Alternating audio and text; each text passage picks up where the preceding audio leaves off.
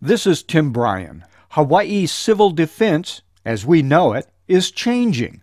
That's because a new law signed by the governor will change the name to the Hawaii Emergency Management Agency. Well, state civil defense being a very old term, we will eventually slowly change it to Hawaii Emergency Management Agency. That's just one of the changes in Act 111, passed by the legislature under House Bill 849. State laws on the whole were written about disaster relief and civil defense literally years ago. Governor Neil Abercrombie, Major General Darrell Wong, and Civil Defense Vice Director Doug Main explained during the signing ceremony held on June 20th. I just want to say thank you, and I truly believe that by signing this bill, Governor Abercrombie is moving us into the 21st century and is really helping us establish a firm emergency management structure and greater efficiency and effectiveness for the state of Hawaii. So thank you, Governor. Excellent. Act 111 also establishes an emergency reserve corps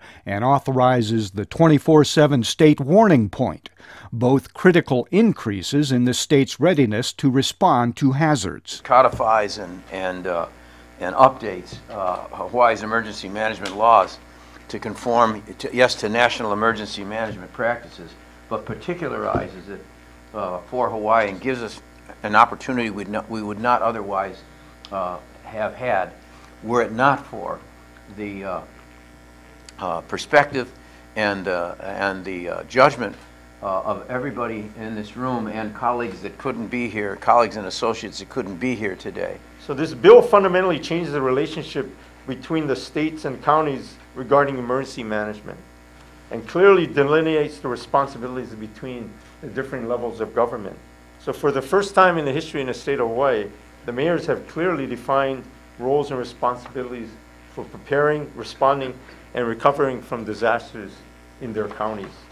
The bill drew criticism and a warning from Senator Sam Sloan as it made its way through the legislature back in April. But I wish my colleagues would have paid attention to the section that gives the governor extreme new powers, including the power of entry to your home, the power of seizing things that may be thought of as being hoarded.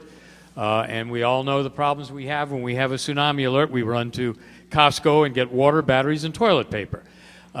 This bill gives unlimited powers to the governor. And I can remember when we had our 9/11 incident, we had special session, and the governor at that time wanted more powers, and we debated that, and it was referred to as the King Ben bill, and we were very cautious about giving the powers.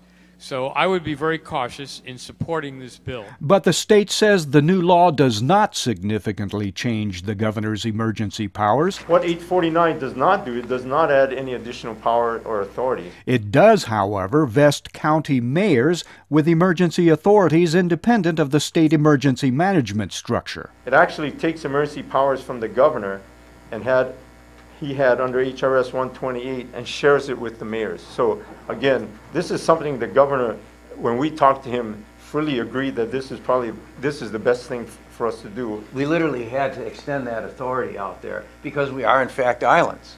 And so the on the ground, if you will, authority to meet contingencies that are peculiar and particular to each island or each section of an island also needed somebody on the spot to have that authority. So this is the kind of thing that was worked on, to be able to work on an interconnected basis and at the same time be able to extend authority where it was necessary.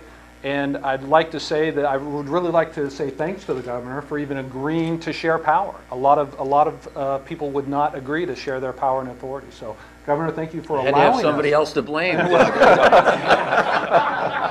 So, thank you for allowing us to take that power and authority that resides in your office and share it in the places that it most truly is effective. And again, this is the entire state of Hawaii. We're talking about our mayors, especially Senator Sparrow and Representative Aquino, who had their hands in this from the beginning. This has been a 2-year journey and of getting to where we are. Department of Emergency Management represented here, and the states and county state civil defense agencies of all the islands, and we have HPD represented here, but all the local police and fire chiefs across the state.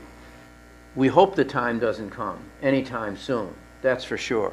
But at some point, believe me, something will be taking place by way of a natural phenomenon that we have to come to grips with in Hawaii. And because this is in place, and because we have a great team of people, both volunteer and professional, engaged, our capacity and ability to be able to meet whatever contingencies come with that disaster are going to be tremendously enhanced, not only by this bill, but by enabling the people who will have that responsibility to carry out their duties in a way they couldn't have otherwise were it not for this bill. In related coverage, stay tuned this week as we have more from the Emergency Preparedness Workshop held over the weekend in Honoka'a. Tim Bryan, Big Island Video News.